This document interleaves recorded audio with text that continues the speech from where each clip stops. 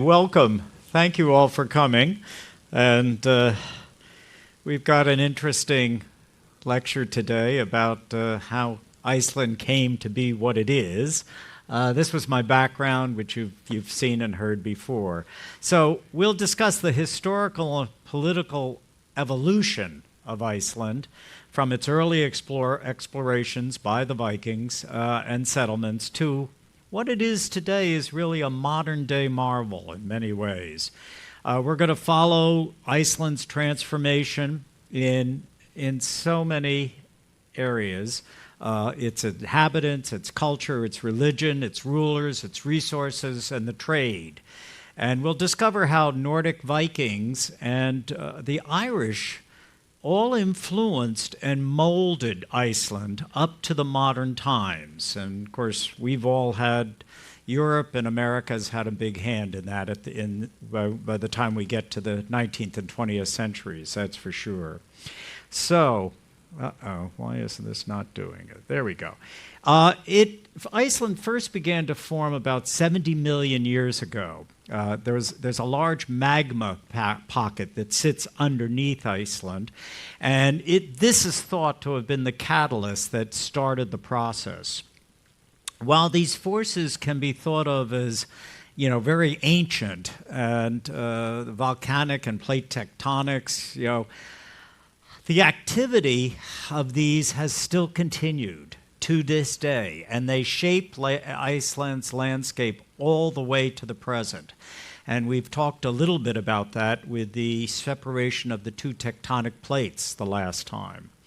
So, for a long time, Iceland was the largest uninhabited island in the world. And unlike many other Nordic explorations, there was no indigenous peoples at all in Iceland. Greek and Roman literature, dating way back to 330 BCE, before the Common Era, mentions the travels of, or the land of Thule. And it's based on the explorations of a Greek explorer who was called Pytheas, he documented his travels, and this map shows a possible aspect of his travels. Some think that his discussions of northern territories might refer to Iceland, but I have to tell you as a historian, there is no proof of that. And so it's a nice supposition, but we're not sure that that's really what happened. Now, in my presentation the other day on the Viking influence on the British Isles and Iceland, I mentioned that the Vikings were preceded by early Irish or Celtic monks. And they came to Iceland to worship in isolation from other peoples, very monasterially, isolating themselves. And the ancient writings reveal that these so-called wandering Christians, because that's sometimes how they were referred to, eventually left the island, even though they started settling it, because of their dislike of what they called the northern heathens. And that really was the Vikings. And they said, these northern heathens are spoiling our isolation. And of course, the Vikings might not have been very good neighbors anyway. We don't know. But at least, they left, and we've got only the Vikings in the early stages. Now, the monks did leave behind a lot of stuff. They left behind books, crosses, bells, which the Norse Vikings discovered. And archaeology, the research in archaeological areas, has uncovered the presence of approximately 200 man-made caves in southern Iceland, and they have crosses and sculptures in them, etc. And they're really very similar to early medieval Christian artifacts that are found in Scotland and Ireland. And the Scandinavians accumulated that stuff, and it's been found in their graves now. Also, mentioned in my first Viking presentation that the first settler was this individual, Floki of the Ravens. And he's the individual that gave Iceland its name. And this was after he was stranded by ice in the fjords during a very ferocious winter. As the story in the ancient Iceland Book of Settlement goes, he climbed to the top of a mountain. All he could see was snow and ice and a great fjord filled with ice. And then he decided to call the land, he said, the land of ice, or Iceland. And that's how we got the name, Iceland. Now, the first settler, I think I mentioned his name once before, is Ingólfur Arason. He was credited as being Iceland's first permanent settler. And the legend has it when he arrived at Iceland, he was trying to decide where he could settle. And wishing for the favor of his Norse gods, he threw carved pillars of his high seat on his boat into the water. He threw them overboard, and he pledged to settle wherever those pillars reached land. Having thrown them into the water, he landed at the nearest shore, where he raised a house and spent his first winter. In the spring, he sent out 2 of his slaves to look for those carved pillars. And they searched along the coastline, actually for 3 years, until they finally located them in a large bay in the southwest of the country. And the slaves returned and said the location was unfavorable. It really isn't any good.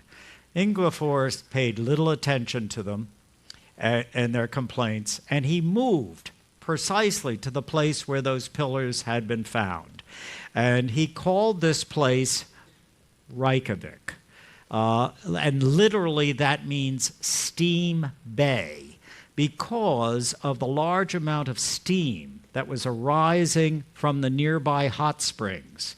And so this is the story of the beginning of Viking settlements during what is called the settlement era. And the settlement era is written by the Vikings about how they settled in some ways.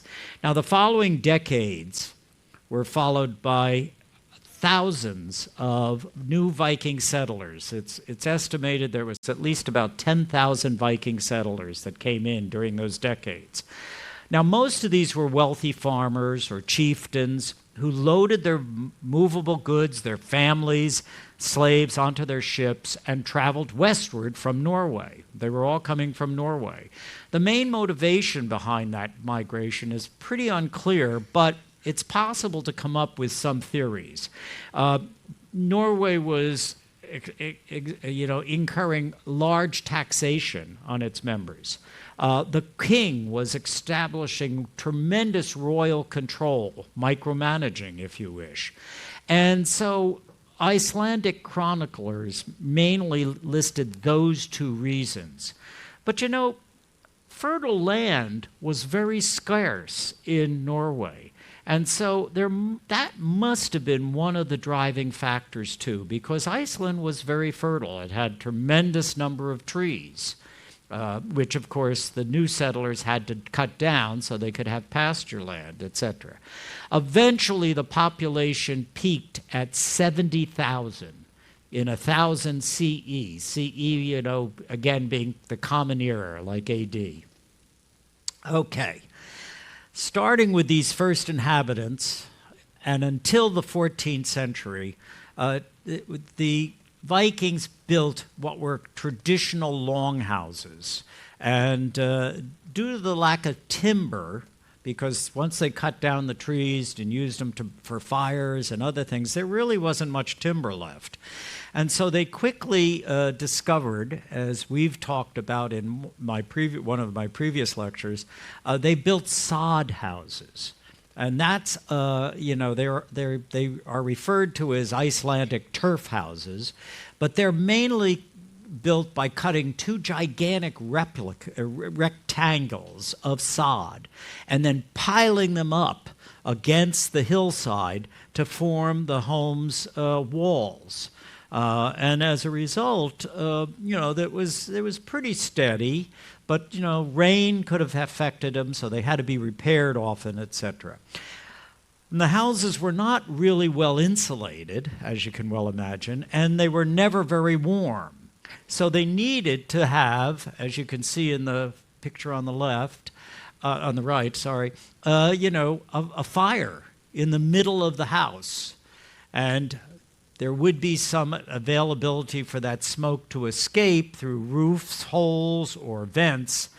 But as you can well imagine, the Vikings had tons of respiratory problems as a result of sitting inside and inhaling all this smoke all the time to keep their new houses warm. And so when we look at the remains, we don't have any remains of Viking cities or towns. It appears they were all very simple farmsteads or farmstead communities, probably managed by individual farmers or extended families. And that's what we have before we get to the more modern eras, so to speak. Now, Iceland was abundant with resources, particularly fish. I mean, fishing was a major occupation. But the Norwegians also brought with them, cattle, sheep, poultry, horses, pigs. They were all brought over as part of the farm routine, the pasturing. But still, people in Iceland lacked many of the life's essentials, if you wish, and of course, they lacked luxuries. So to sustain the inhabitants, they needed to trade with the outside world. And as I mentioned before, the Vikings not only were farmers, they were good traders. But, as being primarily farmers, they couldn't afford to be away for long periods of time on trading, trips. So they usually took the form of very short trips to Greenland, the rest of Scandinavia, and early parts of Europe. And if you look at what they were importing, from Greenland they got walrus ivory, furs, and skins. From England they got wheat, tin, honey, and barley. And from Russia and East Baltic countries, they got amber and they got slaves, which would help them in their farming, that's for sure. Now, in the 16th century, there were approximately 25 trading stations in Iceland. And you can see most of them are on the western part of the island because that's where the areas where the most fishing settlements were established. And fish was a major trading element that they gave to the rest of the world. And where there was cod, that turned into the main trading commodity. They called it stockfish. And that's what was major abundance for them in trading. So here we have this Viking settling.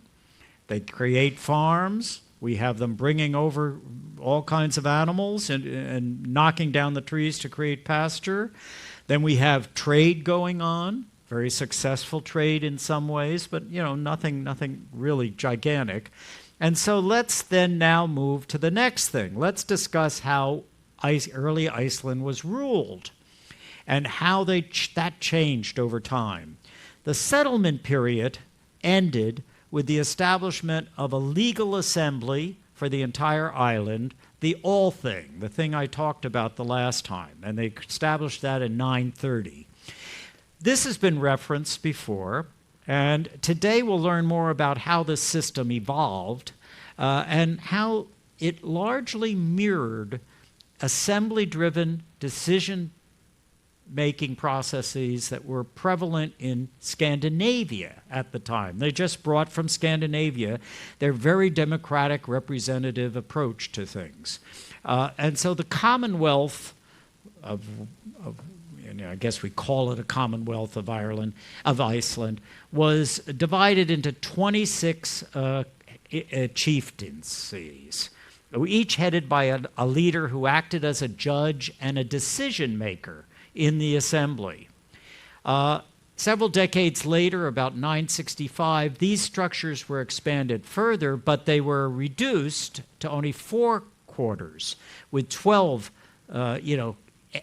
chieftaincies each. Groups of these chieftains would hold spring assemblies in their districts where their collective decisions were being made. And then they would join the All-Thing meeting, which occurred once a year. And we talked about that. Remember, we said a law speaker spoke about, had to memorize 1/3 of the laws, and he repeated them in that meeting. The formation of the assembly marked the creation of what we would now call, and what they called, the Icelandic Commonwealth, which is the terminology there. So they're self-governing, they're democratic, they have some leaders, chiefs, etc. But it's still amazingly democratic for a society, European society, which is always run by monarchs or rulers, emperors, whatever. 2 centuries later, in 1262, an agreement was signed ending the Icelandic Commonwealth, and the islands became a vassal of the Kingdom of Norway, which is in red on the map. Green for Iceland, red for Norway. Very close. And since most of them had been Norwegian Vikings to start, this made some sense. It's now a vassal of the Kingdom of Norway, ruled by the king. Let's just talk a little bit about religion, too, because that's where the King of Norway comes in, playing a major role. There was also a religious evolution. For the time after the Vikings first arrived, the Icelanders held the same beliefs in the Old Norse mythology. We talked about Odin and Thor the other time. And they followed an oral tradition of that kind of religion from the time of their Scandinavian ancestors.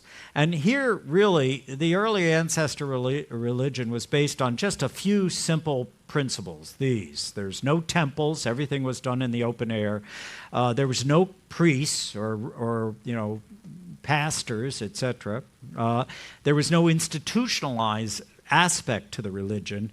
And of course, they all venerated their ancestors very strongly.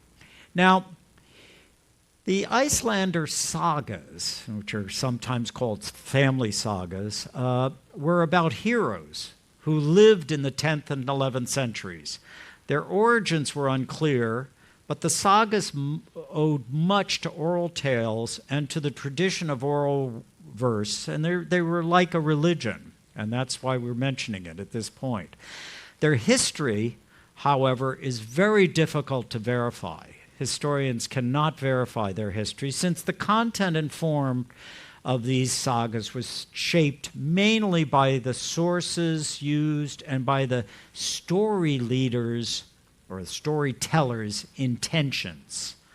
I think a little bit about our political situation and elections, and that's basically what we've got.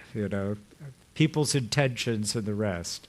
Anyway, when King Olaf of Norway took the throne in 995 CE, he decided to convert all people that were under him to Christianity. He sent several missionaries to Iceland, but the Icelanders resisted. They resisted that. So he decided what he would have to do is use some force. He shut off trade with Iceland to force them to convert into Christianity. Now, to avoid a civil war, the Icelanders themselves chose one of the law speakers, a man by the name of Thorkelsson. Sorry about that. He was elected to decide whether Iceland should become a Christian country or not. And they thought he could act as a peaceful mediator between both sides of the debate. And he was well known, he was moderate, he was quiet, and he wasn't a rabble rouser by any shakes. So after he deliberated himself for one full day and one full night, he finally concluded that Iceland probably should adopt a new faith, that the oral traditions of the mythology gods were not really doing much for them.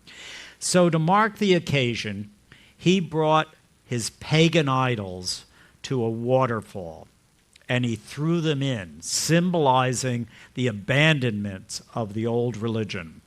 He stipulated that pagan worship, though, could still be allowed in private, as well as a couple of traditions. And these traditions, unfortunately, were infanticide and exposure of surplus children. This was designed to alleviate what they believed was overpopulation problems.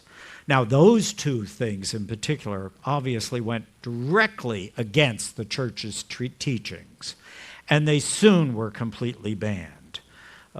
So without any civil war, by about 1000 CE, Iceland became Catholic, the Christian religion of Norway at that time, so Roman Catholicism. Now, in 1397, about a century after the Norwegian rule of Iceland, Norway granted the island to the Danish. Excuse me a second. Once in charge of Iceland, Denmark's king, which was at that point Christian III, challenged the open religious practices of Icelanders, and in 1550 they imposed Lutheranism on them and executed the Catholic bishops. To this day, most religious Icelanders are Lutheran, just so you know.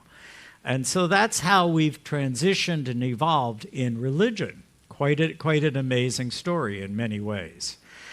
Now let's jump to more modern era. I covered a bit about Iceland's role in World War II in a previous presentation, and today we'll cover the impact of the British and the American invasions, in a sense. As we discussed, Iceland's geographic position or location is strategically very important for any country engaged in international warfare.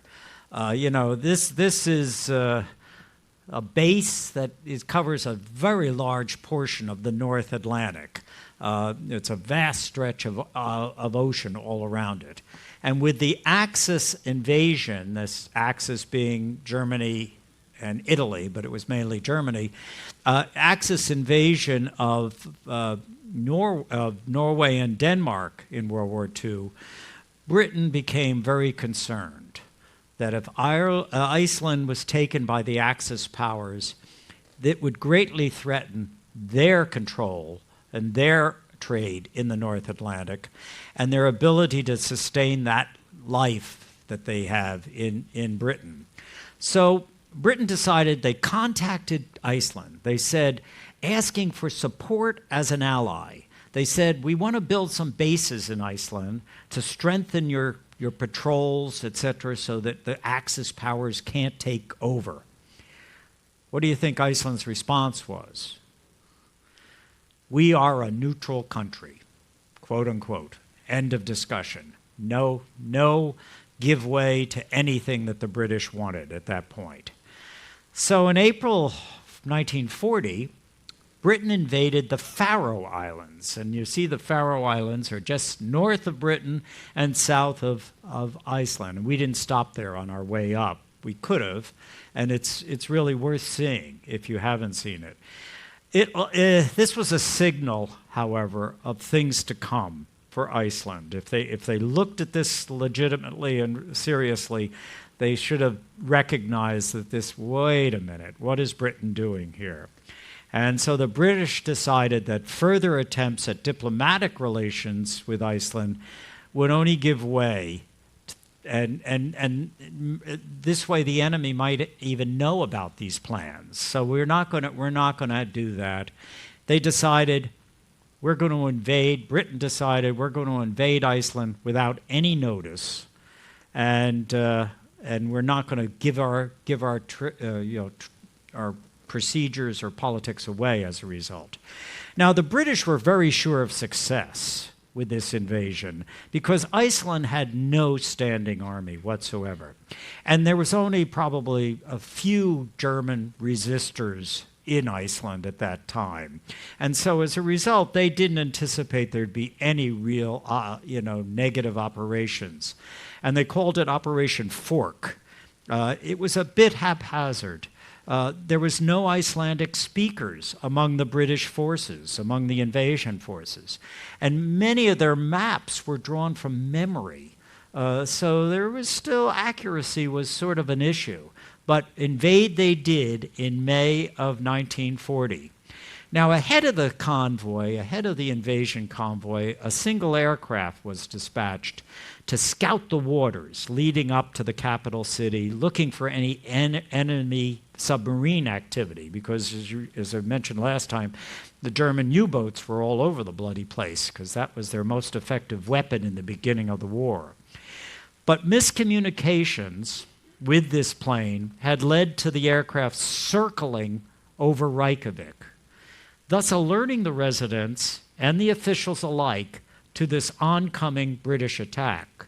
And so a large crowd of protesters and a 70-man strong police force congregated at the harbor in Reykjavik to greet their intrusive visitors with a cold reception. And so as the British warships entered Reykjavik harbor, they were not being greeted with warmth and excitement and pleasure. And despite the obvious resistance of the Icelanders for these British forces to land, a 400-strong detachment of Royal Marines, British Royal Marines, were met on the shore, and they were met with no real resistance because the Icelanders didn't have a standing army, they didn't have the ammunition, the guns, etc., to block it, and they knew that, and the British came right on board, right on side. Now, during the war, Britain called upon the then neutral U.S. to take over control of Iceland because British forces were badly needed on other fronts, to say the least. So a great deal of development took place when the Americans came. And the Americans were still neutral in this war, but they were willing to take over the defense of Iceland. And so what they did during the time they were here, they helped build the international airport, which many of us will be flying out of when we land in Reykjavik. They helped build the domestic airport, the little small airport for Reykjavik. They increased and refined the harbor. They built some hospitals, and they built some road networks. So tremendous amount of production going on. It was great improvements to the economy, say the least. By July of 41, and if you remember, we did get involved in the war at a certain point, the U.S. fully took over the defense of Iceland. And despite this great, incredible economic benefit to Iceland's economy, the protection that they brought was the U.S. brought, was highly controversial, and the islanders continued to protest their neutrality. They also, though, did continue to cooperate with the Allied troops, surprisingly enough. So the impact on Icelandic society during the war years, our foreign troops of about 40,000, were joined in the population that they had in Iceland of 120,000. So this means male troops, made up about 50% of the total male population in Iceland. So what could you conceive would be the problem with that? You think there's any problems with that? Well, there was a big issue for the locals because the local women were attracted to the new arrivals. Here, these are guys that were suntan, physically fit, rugged, good-looking foreigners. And unfortunately for the women, if they were proven to have fraternized inappropriately with outsiders, they were considered traitors or prostitutes, and they were incarcerated in institutions. The Icelanders put them in institutions, and they called this the situation. That was the euphemistic term they were going to apply. And by 1943, this had been going on for 2 years, the hysteria over this situation started to abate, and the institutions were finally closed. And by then, the number of soldiers in the country were also declining. And by the end of the war, we have 332 Icelandic women who had married, foreign soldiers, mainly Americans, to say the least. There's some Brits there, but that was it. And so we see, very happy for them, but the Icelanders are still maintaining we're neutral. Iceland finally became a republic in 1944, when 97% of the Icelanders were voted to separate from Denmark, to no longer have any ties to Denmark. Now, this occurred, obviously, because once Denmark was taken over and it's come to the German army back in 41, Denmark could no longer fulfill its duties as in terms of governing Iceland. But Iceland still continued to have very strong ties with Denmark, but it was not to be. They were going to be independent. And so Iceland became independent in 44. In March 30th of 1949, they approved NATO membership. U.S. was given the responsibility for maintaining Iceland's defense. And the map here shows, if you look at the code, the orange, Iceland was a member of NATO only. The purple is the black is EU only, which is Sweden and Finland, and Ireland and Switzerland, whereas the maroon color, whatever color that is both EU and NATO. So they're part of the European NATO, but not part of the EU itself. They're very independent. And they needed to reinvent their position on the world stage as culturally separate from Denmark, and so they ratified a new flag in 1944 also. And this chart shows you the strong graphic similarities their flag has with the other Scandinavian flags. But the colors they chose reflected their very nationalistic sensibilities. They have red in the flag, supposedly for volcanoes, white for ice and snow, blue for mountains, and the red cross for Christianity. But it's very similar to all of the other Scandinavian country flags, to say the least. And there's a little bit more description on the code on the right there. Anyway, despite Iceland's national independence, the U.S. maintained a presence in Iceland long after the promised date, the stipulated date that the U.S. had originally agreed to with their first appointment within Iceland.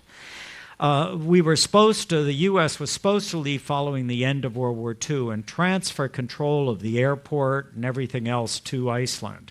However, given the alarming rate that anti-communism was growing in the U.S., it was unilaterally decided and agreed that the U.S. presence would be maintained to deter Russia's nuclear attacks. This caused widespread protests in Iceland, but to no avail, because they didn't stop this arrangement at all. But they did instill in the population a general distrust of foreign intervention and a negative impact on a lot of Iceland's value systems, to say the least. but, they were protected, obviously, and our presence there maybe did have some negative impact on Russia or Soviet Union's attempt to dominate the nuclear world. Now, the airport, the international airport, was eventually returned to Iceland's defense forces, but in 1951. The U.S. maintained a naval air station in that area until 2006. And according to the 1951 NATO Defense Treaty, the U.S. is responsible for defending the Iceland for an undisclosed length of time. They haven't put a limit on it. And this is no surprise, if you wish, since Iceland's location is as strategically important today as it's ever been because of its location. And,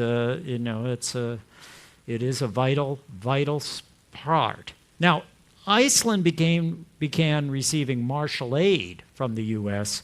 in 1949, a year before it joined NATO, as one of the founding members of NATO. And for the better half of the 20th century, Iceland's employment has been very low, its industries were prospering, life was very good in Iceland, and except for a few years when the annual harvest was insufficient. So life was very good.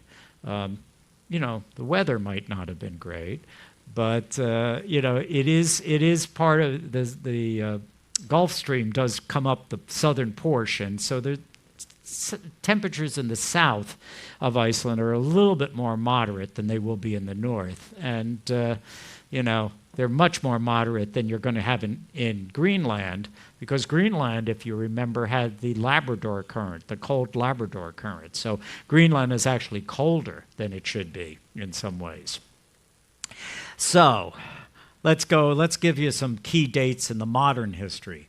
In 1986, Iceland hosted the very famous Reykjavik Summit, which is a meeting between the U.S. President Reagan and USSR's Gorbachev. And that was all discussing nuclear disarmament. And a very, very effective summit. And Reykjavik was put on the map, to say the least. In 1989, Iceland elected its first female head of state as the president of Iceland, and that's her.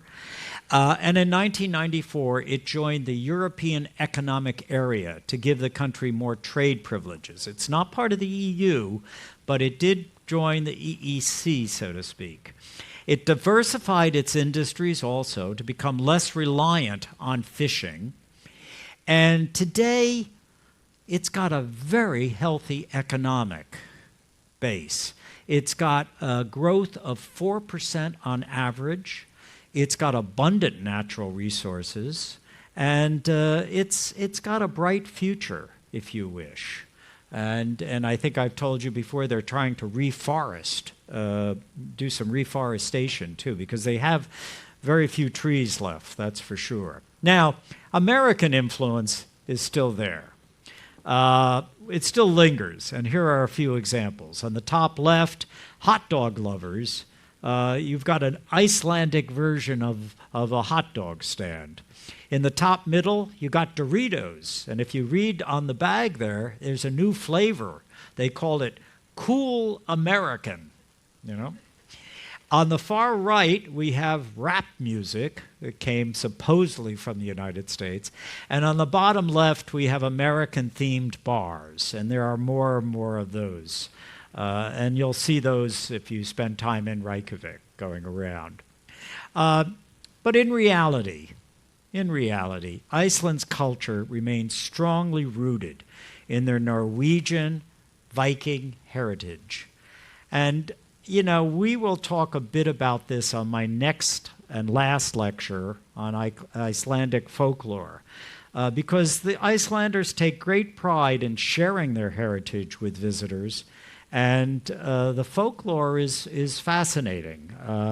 We will be talking about Icelandic folklore the day after tomorrow.